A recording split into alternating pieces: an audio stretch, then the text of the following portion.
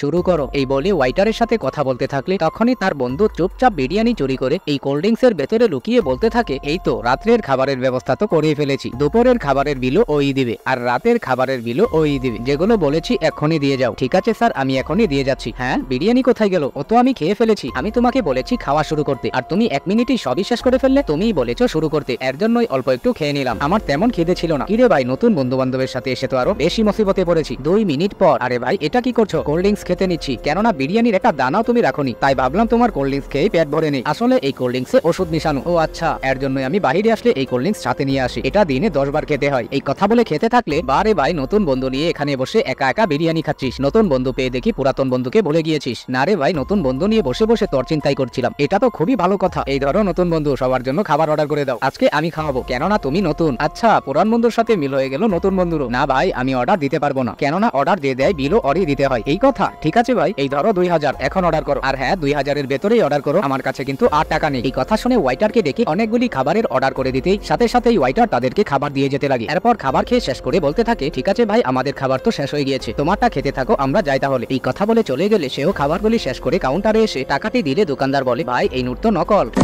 আমাদের সাথে খেলতে এসেছিল।